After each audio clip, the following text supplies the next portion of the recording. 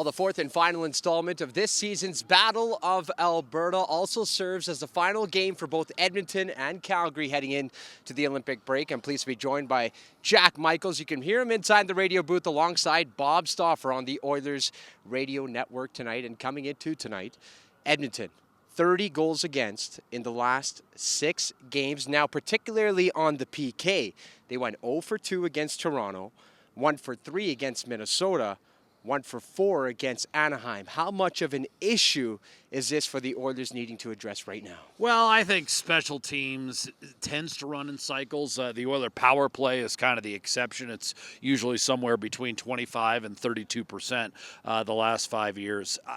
I'm not that concerned about the penalty kill. It's the goals against as a whole.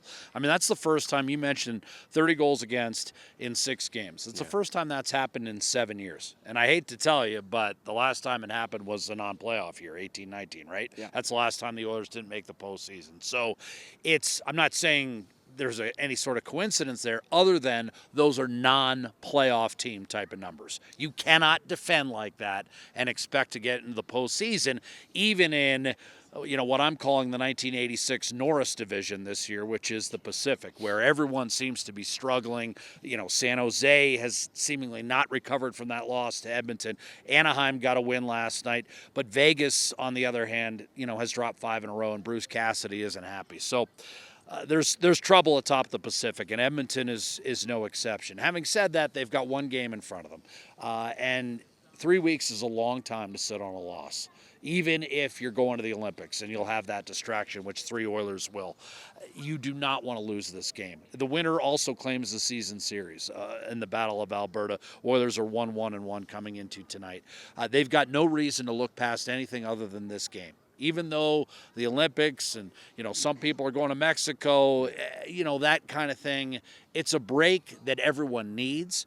But you've got to worry about the next 60 minutes. And the one thing that plays to Edmonton's favor when it comes to the goals against is that Calgary is the lowest scoring team in the league. The Flames are playing hard right now, but they're undermanned. They've traded away Rasmus Andersson. They're a little banged up, too. I mean, Blake Coleman is maybe one of the real heartbeats of that club. Yeah. Second only to Michael Backlund, in my opinion, in terms of, kind of the pulse of the team and a glue guy that keeps that locker room motoring, and Backlund misses him. I mean, that's a potent combination, and 2 key guys that were instrumental in Calgary's 3-2 win post-Christmas over Edmonton in terms of limiting Connor McDavid's touches. And I'll go back to that for a second. Connor McDavid had a quiet game by his standards against Toronto.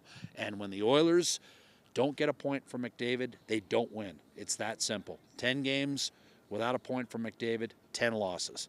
That needs to change tonight. All right, how do you hit the recalibration button coming off that loss against Toronto? I think it's easy. I think, quite frankly, Edmonton did a lot of things well in the Toronto game, and I thought had taken over the game from a momentum standpoint. I really liked Kasperi Kapanen's game. Forget the game-tying goal. His impressive work on the forecheck, and quite frankly, they've been a better hockey club when he's been in the lineup. Him not being available to the Oilers all season long has hurt them. I mean, he's missed a ton of time. I think he's missed 40-some-odd games. Yeah. That's hurt them. And I thought he was Edmonton's best player on the ice last night. So I liked what he did with Nugent Hopkins and Podkolzin. I don't necessarily think they're going to go to that option right off the hop. But I do think Edmonton did some things well in that game. But as you pointed out, there was a sequence where a dubious call on Savoy followed by, a careless high stick, and all of a sudden, 31 seconds later, a 2-2 tie with you having momentum turns into another game that you're chasing, and this time Edmonton was unable to extricate itself from the mess. I don't think there's any problem in recalibration. I think the Oilers are frustrated by that homestand. It's disappointing, quite frankly, a 4-4 homestand when you're playing 5 teams on the second of a back-to-back. But then again, in my experience, you get a lengthy homestand, you can get a little stale. They'll be back on the road tonight, and Edmonton has been a better hockey team on the road this year than they have at home. It's just the truth. They're 9-3-1 in their last 13 on the road. I expect Edmonton to come out and deliver an inspired performance from the start tonight against its provincial rival. And that disappointment is only heightened by the fact that they had the Pacific Division opponents dropping points in the standings, and that was an opportunity for the Oilers to catch points at Rogers Place. Well, tonight it's at the Saddle Dome, and tonight, as you mentioned, Calgary's won 2 of these last 3 against the Oilers. Why is it that the Calgary Flames, despite their scoring struggles, give the Oilers a little bit of a fit? Well, I think, first of all, Ryan Huska doesn't have a ton of bullets in the holster, but he has installed a culture there where they're highly competitive players. They are going to compete hard tonight. They've got a fourth line of, Lomberg and Pospisil and Klapka. Quite frankly, Klapka run amok after Christmas. He's a different player in the Saddle Dome than he is on the road, quite frankly. They cannot let that fourth line have an impact on this game. And I'm talking from just a physical, a psychological. You get those guys running around, it gets the crowd going, and it's just Calgary's a good team at home. They're 14-10-4 at home. They've been a good team at home. So this is kind of strength on strength from that perspective. I don't necessarily think it's so much about Calgary. I think it's one of the underrated keys to Edmonton's success over the last 5 years, and that is its general dominance against the division. They're 8-2-3 this year, 81-31-5 or something over the last 5 years. That's been a huge. I mean, you think about it. That's 50 games over 500.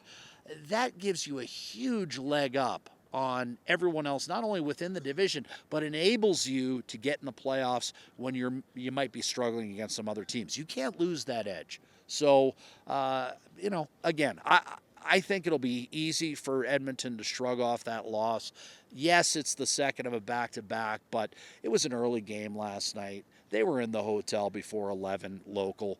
It's an 8 o'clock start. There's going to be plenty of rest. And my experience with teams on the second of a back-to-back, and we just saw it on the flip side, is the team that played the night before generally has its legs underneath them, perhaps even quicker than the team that hasn't played the night before. So, look, Edmonton's got to bring it. The Oilers are a better hockey team than Calgary.